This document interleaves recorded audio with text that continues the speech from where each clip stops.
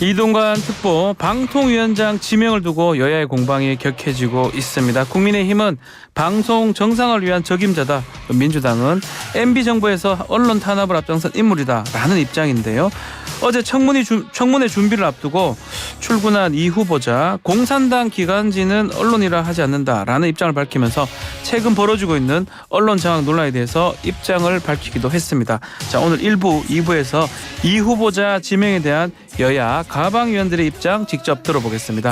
먼저 여당 가방위원 윤두현 국민의힘 전화 연결돼 있습니다. 의원님 안녕하십니까? 예, 안녕하세요. 네, 의원님. 자, 윤석열 대통령 지난주 금요일입니다. 이동관 특보를 방통위원장으로 지명을 했는데요. 일단 후보로 언급된 지 2달이 지난 시점에 이제 발표가 됐습니다. 늦어진 이유는 뭐라고 보시는지요? 그 늦어졌다라는 것은 정확한 표현은 아닌 것 같고요. 예. 그 인사라는 것은 그 검증 대상이 오르면 심사하고 검증하는 시간이 걸립니다. 네. 통상 한 사람을 놔두고 하는 게 아니고요. 여러 명을 두고 하는 겁니다. 10명 중에서 이제 적합자를 찾는 그 과정이 필요한 건데요. 아마 2달 전에 뭐 내정설이라든지 누가 유력하다라고 보도가 됐을 텐데 예. 그것은 여러 사람 중에 이동관 지금은 이제 후보자죠. 그 사람이 거론됐을 뿐이지 그 내부에서 의사 결정은 된 게 아니었을 겁니다. 아, 2달간 그러면 검증 과정이었다. 이렇게 보시는 거군요. 그러니까 이게 한 사람을 놓고 검증을 하는 게 아니라 아하. 여러 사람을 놓고 누가 적합하냐, 또는 이 사람은 문제가 없느냐 이런 것을 다 따져보잖아요. 예. 지금 이제 말씀하시는 거 보면은 2달 전에 내정을 해놓고 왜 지금까지 끌었느냐라는 그 말로 다른 후보자가 혹시 아니라, 있었을까요? 다른 후보자가 거론된 있었죠. 사람은 없었던 것 같아요. 언론에서. 아니요, 있었어요. 있었습니까? 예. 혹시 아는 분이라도? 그거는 안 말씀할 수가 되는데 없는 겁니까? 그건 이렇게 예. 하면 안 되죠. 예. 자, 그 국민의힘에서 이동관 후보자가 적임자다, 방송 정상화에 적합한 인물이다, 이렇게 보시는 거죠? 방송 정상화라는 표현이 네.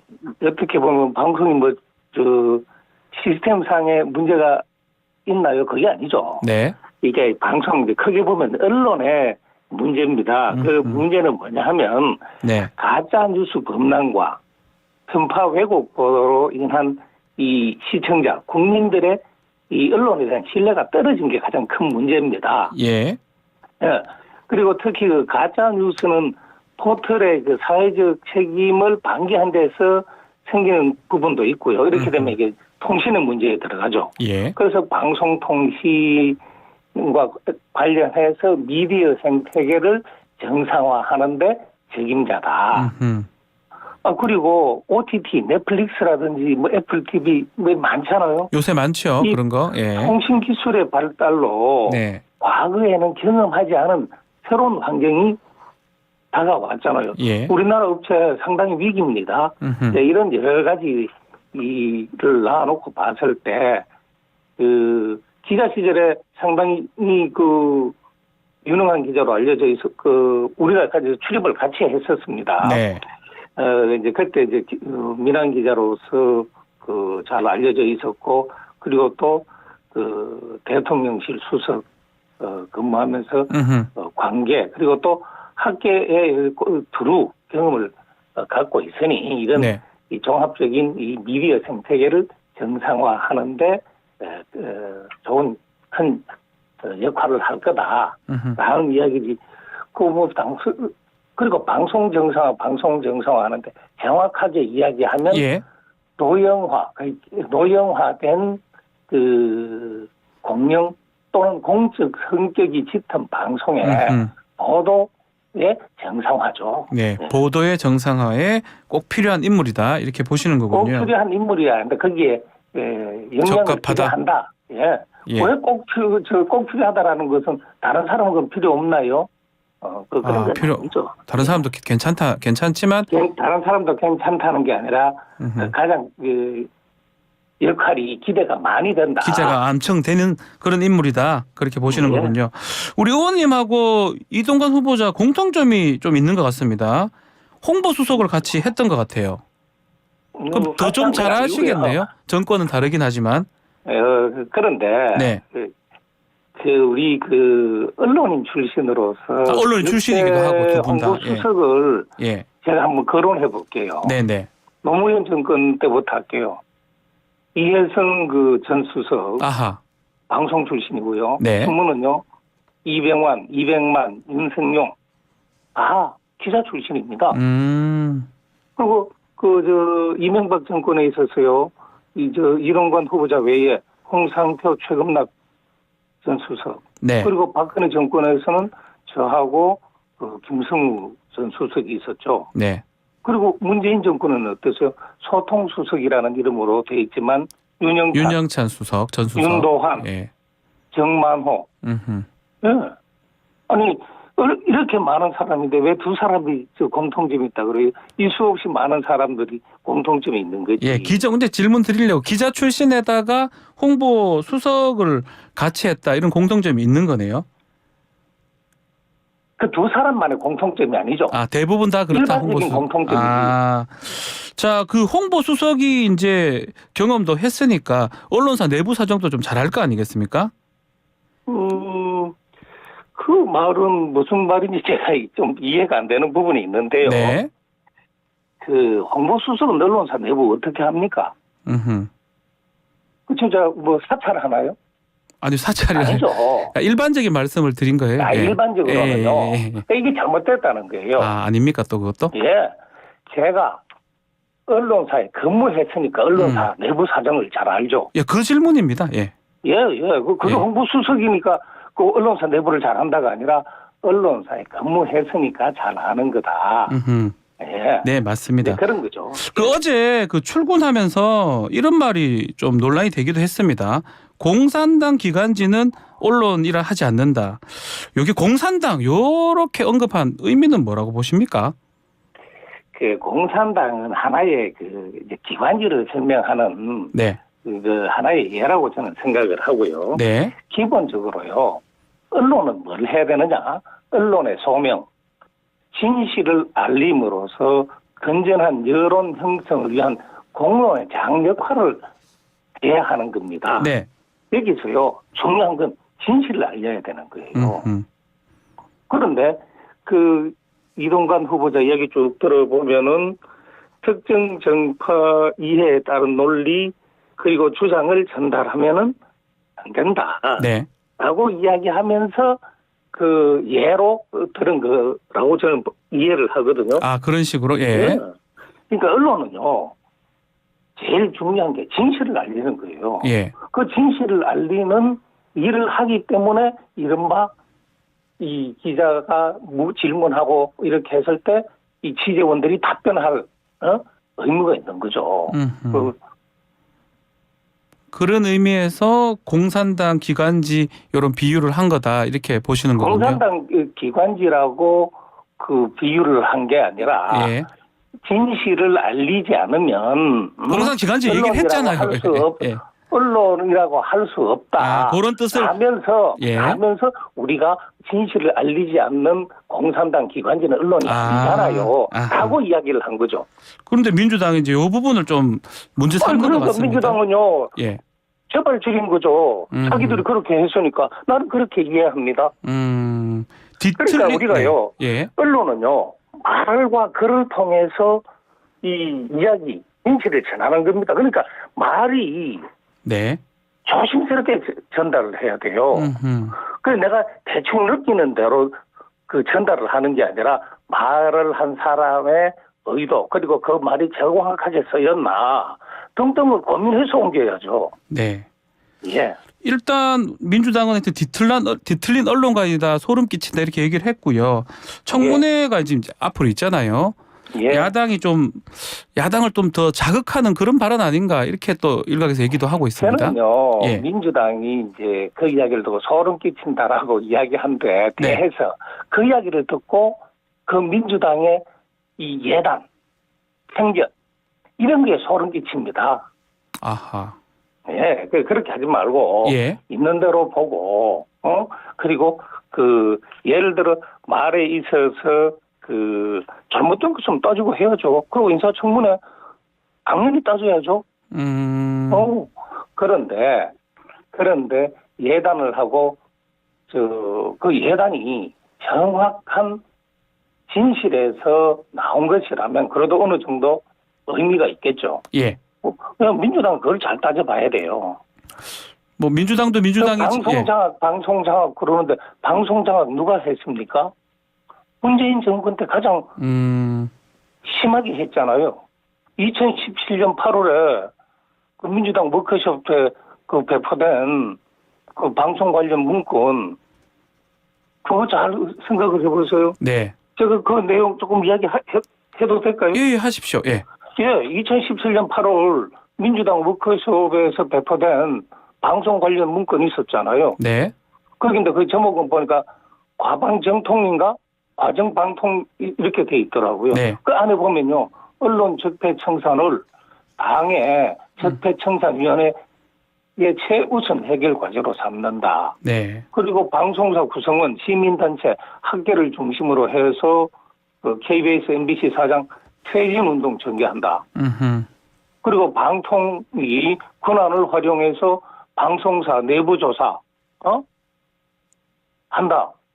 이 세 번째가요. 네. 지금 민주당이 주장하는 이 후보자가 이럴 것이다라고 예단하는 거 아니에요. 아하. 자기들이 한 일입니다. 같은 것이다. 그거랑. 예. 자기들이 한 짓 아니에요. 자기들이 한 것을 남도 할 거다. 이걸 뭐라 그러느냐. 제발 저린다 그러잖아요. 아, 제발 저리는 것이다. 네. 누가 제발 저리죠? 그 말이 너무 험악한 말이라서 제가 예, 생략하겠습니다. 알겠습니다. 그러나 예. 제발 저린 계기입니다.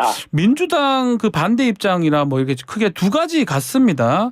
첫째는 아들의 학교 폭력 문제 부분이고, 둘째는 MB 정부에서 있었던 언론 장악, 뭐 언론 탄압 이렇게 그 장본인이었다. 이런 부분인데 이 부분 어떻습니까?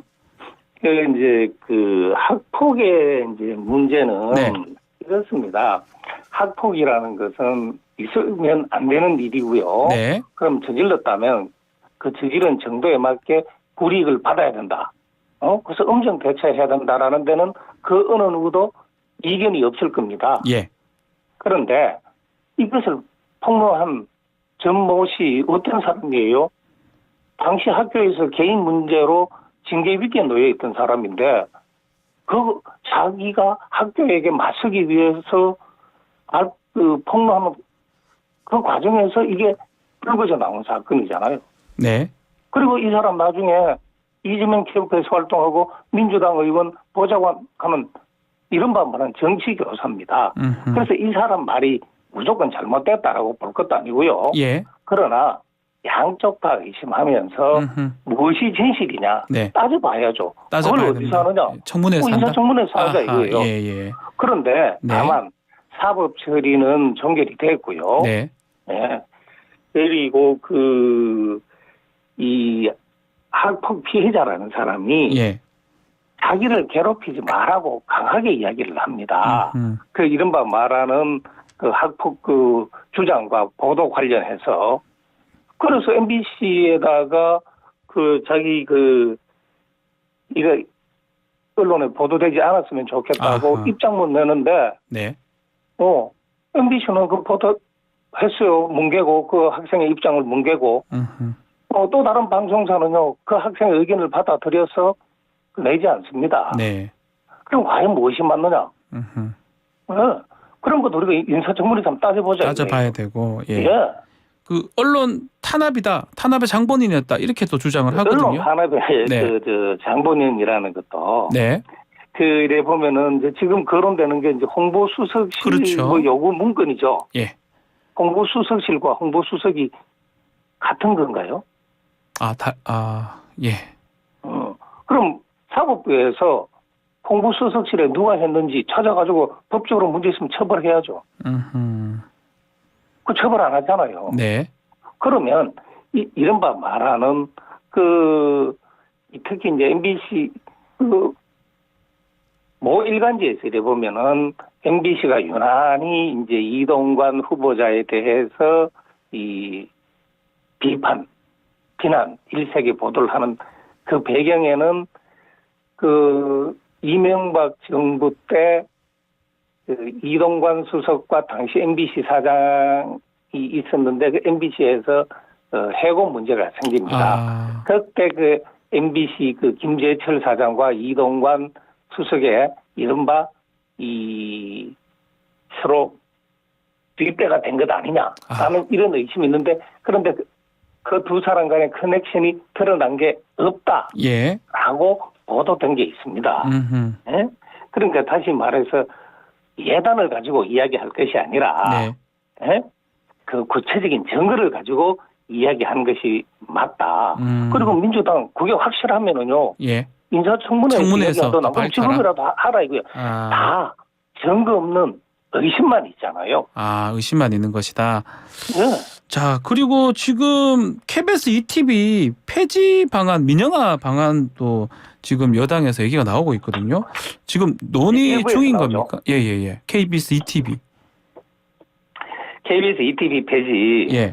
뭐 일부에서 이야기한다고 하는데. 네. 그 의원 개개인은 그 독립된 헌법기관입니다. 예. 그래서 뭐 개인적으로 일을 하는 거야. 그 말을 하는 것을 어떻게 우리가 일일이 다 막겠습니까?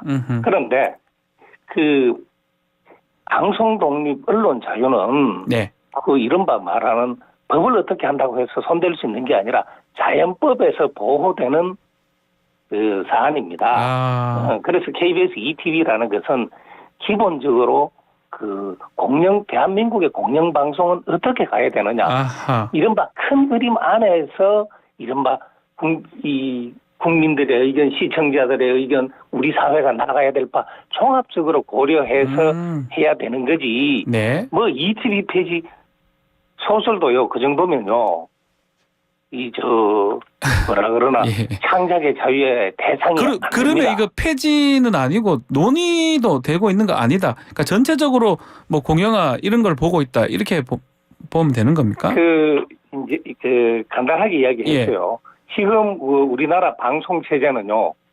50 초창기에 만들어진 체제가 그대로 골격이 유지됩니다. 네. 당시 중공영이었죠. 네. KBS 공영, MBC 준공영. 준공영은 뭐냐? 예. 재원은 그 민간이고 운영은 공영처럼 운영하는 겁니다. 그래서 준공영이에요. 예. 그런데 나중에 민영 생기니까 민영을 그러면 어떻게 이제 법적으로 저거 하지? 관리하고 규제하지? 준공영은 준민영이잖아요. 그 준민영하고 민영하고 비슷하게 합니다. 그러니까 이게 무슨 꼴이 생기느냐? 공영, 준공영 비슷하고 준공영, 민영 비슷하고 예. A = B, B = C, 고로 A = C가 됩니다. 예. 공영과 민영이 비슷해져요. 예, 그러니까 예. 이 지금 엄청난 과학기술, 정보통신기술 발전에 따라서 미디어 환경이 엄청 바뀌었어요. 네. 그럼 거기에 맞는 방송 체계를 어떻게 할 거냐? 네. 네? 그 안에 공영은 그럼 어떻게 규정할 거냐? 예. 이것은 여야 그리고 이른바 그 안에 있는 종사자, 학계, 사람들이 모여서 지혜를 모아가지고 해결해야 될 문제입니다. 알겠습니다. 예. 자, 시간이 다 돼서 자, 예. 오늘 말씀은 여기까지 듣고요. 또 야당 가방위원하고도 얘기를 좀 해야 돼서 여기서 마무리를 하겠습니다. 윤두현 국민의힘 의원과 함께했습니다. 감사합니다. 예, 감사합니다. 예, 1부 마치겠습니다.